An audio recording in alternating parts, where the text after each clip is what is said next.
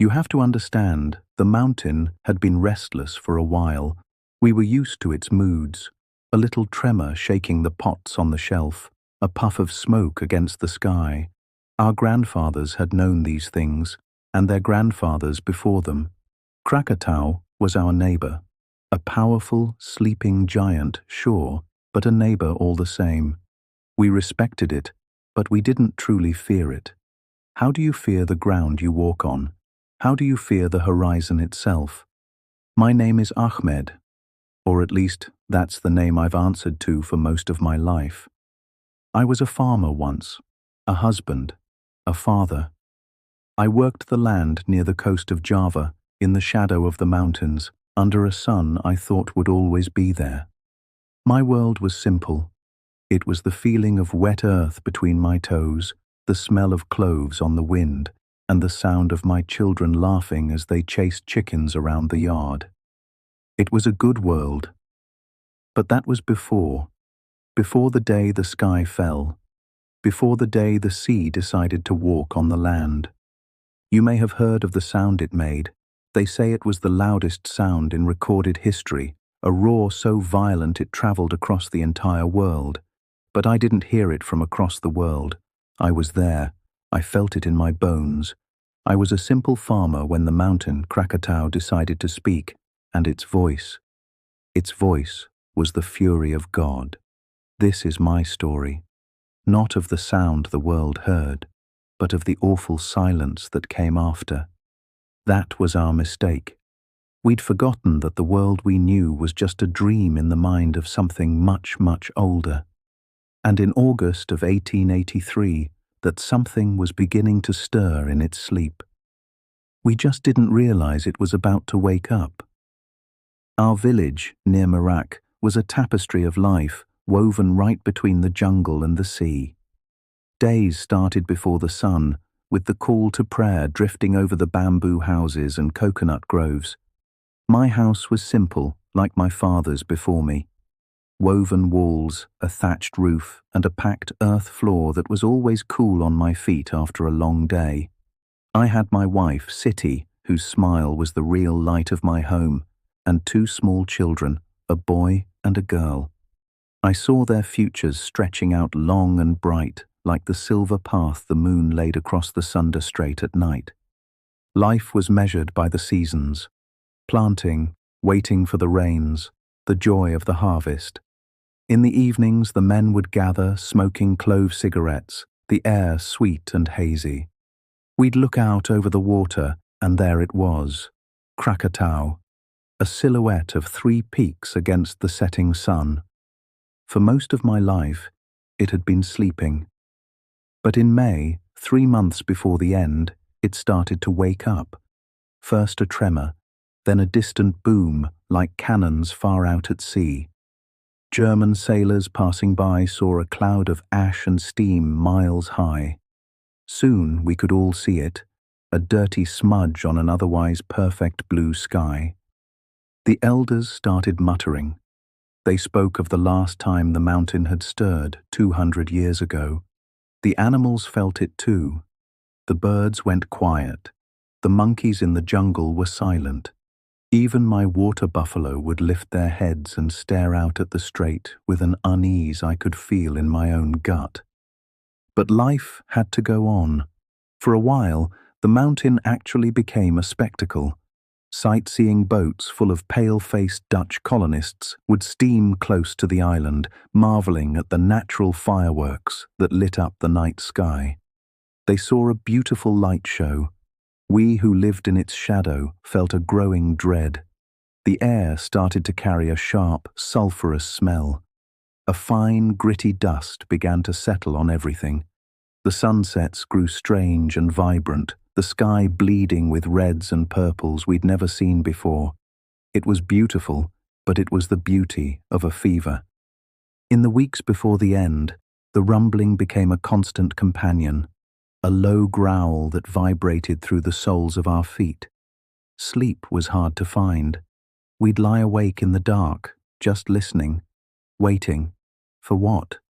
We didn't know. We told ourselves it was nothing, that it would grumble and go back to sleep. I remember one of the last normal days.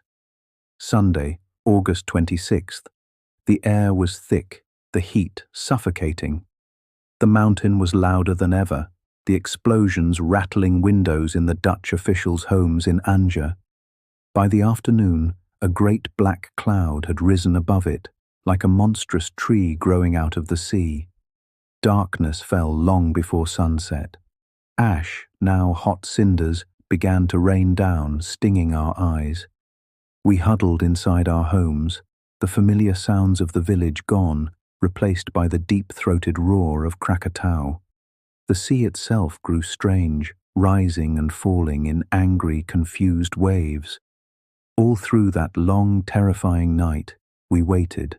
The sky wasn't dark, it was a canvas of blackness and blinding light, as strange lightning spiderwebbed through the ash. A ship captain later wrote that the sky was 1 second intensely black, the next a blaze of light. We just listened to the world groaning and prayed for a dawn that we were starting to fear would never come. The fear that had been a low hum in our blood was now a scream. The world outside our hut wasn't ours anymore. It belonged to the mountain. Monday, August 27th arrived, but the dawn never did. There was no light, only a suffocating pitch-black darkness, thicker than any night. You could hold your hand in front of your face and see nothing. The air hissed with the sound of millions of tiny hot stones falling from the sky. The weight of it was immense. We could hear the bamboo supports of our house groaning. My children were terrified, clinging to their mother. City, my brave city, tried to calm them, but I could see the terror in her own eyes. What could we do? To go outside was to step into a hellish storm of hot ash. To stay inside felt like waiting in a tomb. The sounds were impossible. The continuous roar was now broken by explosions so violent they weren't just heard, they were felt. A physical blow, a punch of air that hit your chest and stole your breath. The first great blast came at 5:30 in the morning. The ground bucked and heaved. I grabbed the central pillar of our home, sure it was about to collapse and bury us all. This wasn't an earthquake, it was a convulsion of the planet itself. Another explosion followed, and another, each one stronger than the last. With each blast, the rain of ash and pumice got worse. Small, hot stones, some the size of a fist, clattered against the roof and hissed as they landed in the puddles outside. A neighbor shouted from his hut, his voice tight with panic, asking if we were still alive. We shouted back, our voices hoarse. Was the world ending? The thought, insane just days before, now felt like the only logical answer. The sun was gone. The sky was falling. The ground was shaking with the death throes of a god. The air grew thick and hot. It felt like it was being cooked, sapping our strength and filling our lungs with fire. We could feel all the air being sucked away from us, pulled toward the volcano, and then slammed back. It was in a brief lull that we heard a new sound. It was distant at first, a low rumble that was different from the volcano. It wasn't the sky, and it wasn't the earth. It was the sound of the sea.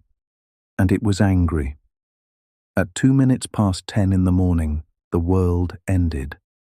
There are no words to describe the sound that came from Krakatau. It wasn't a noise.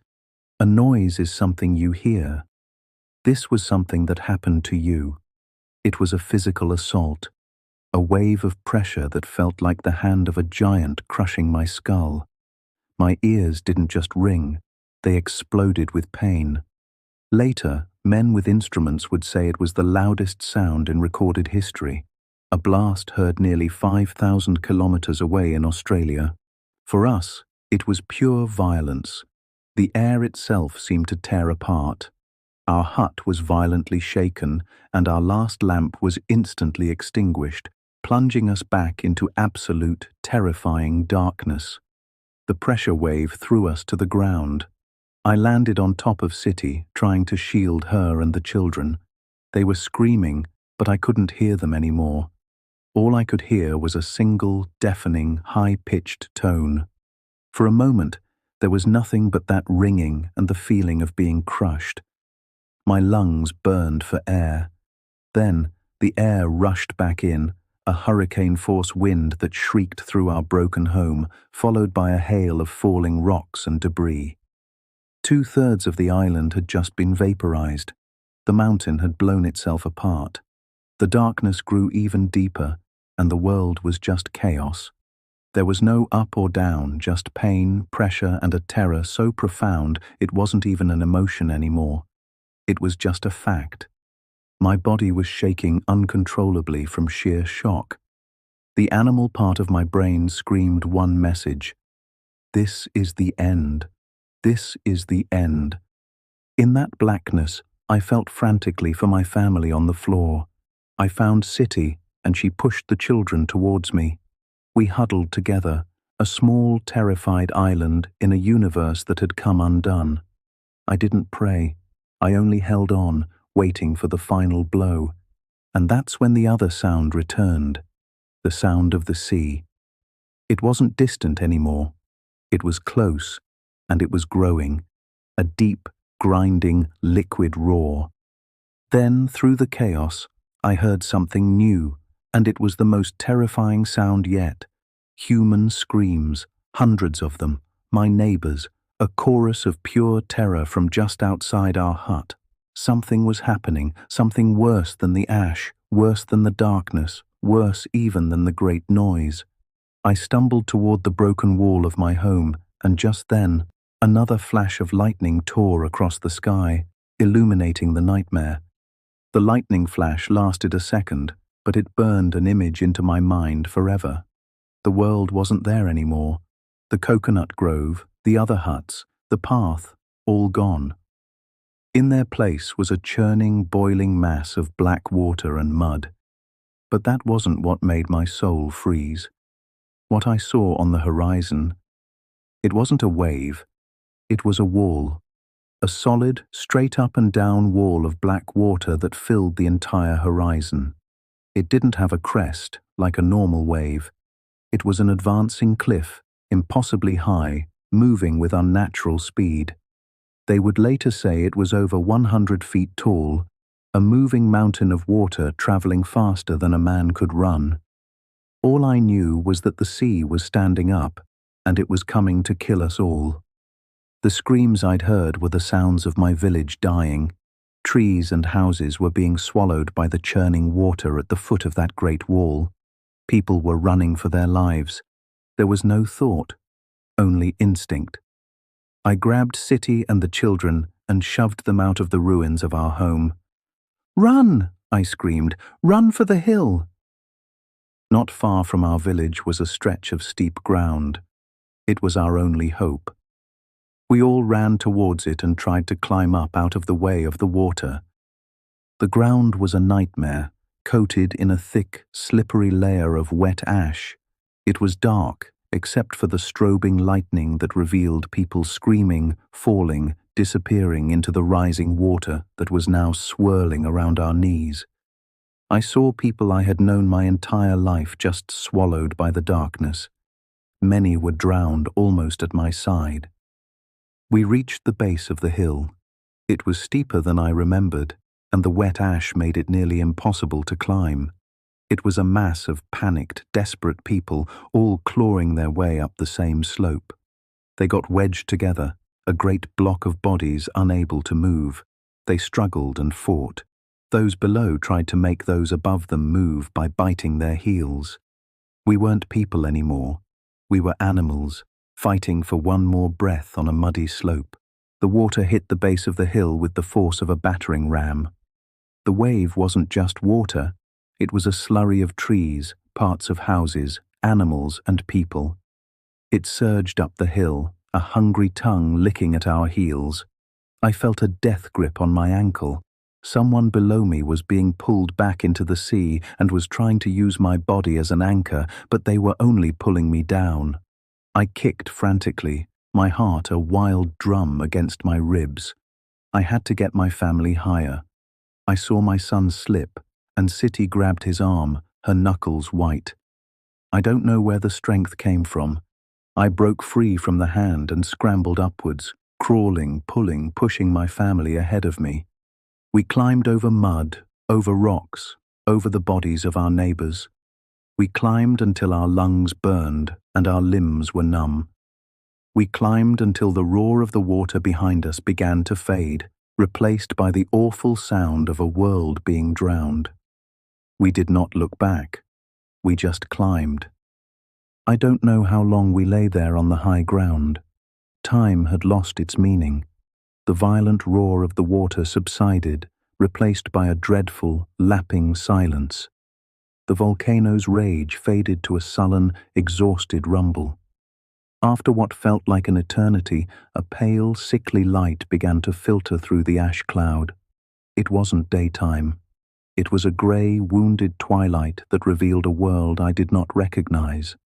I stood up, my body aching, and I looked down from the hill. My heart turned to stone. There was nothing. Where our village had stood, where the rice paddies had stretched, there was only a vast, steaming expanse of black mud and water. The land had been washed clean, as if a giant had erased our lives from the earth. Debris was everywhere, and the bodies, hundreds of them, tangled in the wreckage or lying half-buried in the black mud. My friends, my neighbors. We had survived, but what had we survived for? I looked down and saw that my skin, where it had been exposed, was raw and burned from the hot ash. It was peeling away in strips, thick with the grime that was stuck to it. The shock was so great, I hadn't even registered the pain.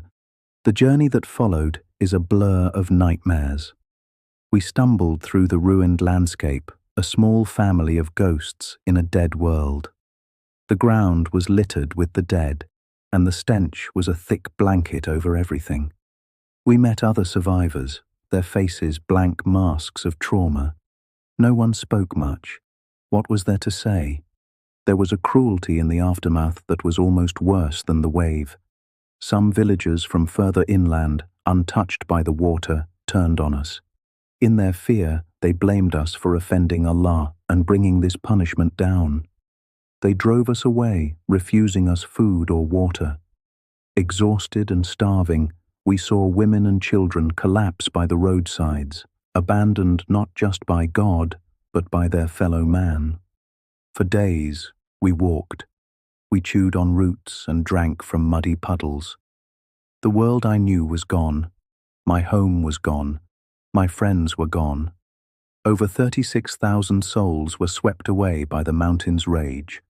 I was a farmer with no farm, a neighbor with no neighborhood. All I had left were the small, trembling hands of my children and the hollow eyes of my wife. We had run for our lives, and now I had to wonder what life was left. In the months that followed, the world slowly returned. Not our world, but a new, scarred one. The Dutch sent ships with food and medicine and started counting the dead. They also brought men of science who walked the ruined coasts and looked at the mountain with a different kind of eye. It was from them we learned the true scale of what had happened. They gave our terror names. They called the great wave a tsunami. They said the mountain had collapsed into a vast underwater hole called a caldera. They said the great noise, the sound that had deafened us, was a pressure wave that had traveled around the entire globe 3 to 4 times. The ash, the same grit I was still finding in my hair, had been thrown nearly 30 miles, or about 50 kilometers, straight up into the sky. It spread across the whole planet, filtering the sunlight, causing a volcanic winter that lowered the Earth's temperature for a couple of years, with effects that lingered long after. The strange, beautiful sunsets we had seen before the end were now being seen all over the world. Poets in England wrote of skies that looked like inflamed flesh. Our apocalypse had become their spectacle. They told us that rafts of pumice stone from the eruption were found floating in the Indian Ocean a year later, some carrying the sun-bleached skulls of those washed out to sea. They showed us how the steamship Barrow, a vessel of iron, had been picked up by the wave and thrown over a mile inland, a silent, rusting monument to the tsunami's impossible strength. Learning these facts didn't ease the pain, but it changed my fear into a profound and humbling awe. We hadn't just been victims of an angry mountain. We had been witnesses to a planetary event. Life went on. We were resettled. I learned new work. But a part of me never left that muddy hillside. Years later, a new island began to grow where Krakatau had died.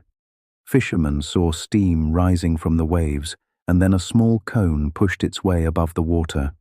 The scientists named it Anak Krakatau, the child of Krakatoa. It's been growing ever since, a smoldering reminder that the story isn't over. My name is Ahmed. I have lived a long life since that day. I have seen my children grow, and their children born into a world that has mostly forgotten.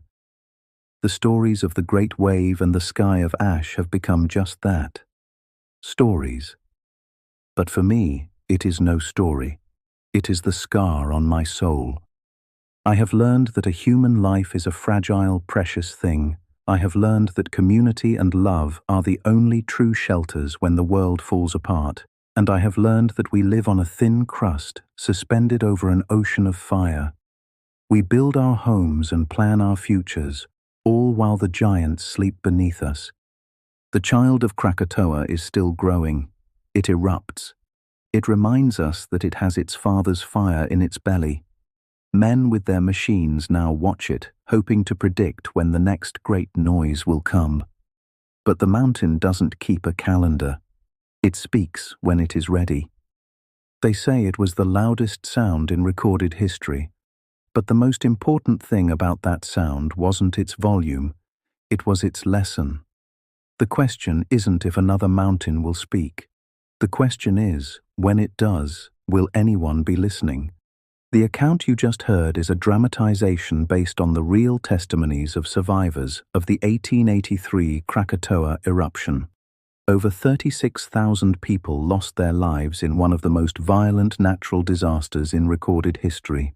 If you found this story compelling and want to explore more incredible true stories from the past, please consider liking this video and subscribing to the channel. History isn't just dates and facts. It's a collection of human experiences. Thank you for listening.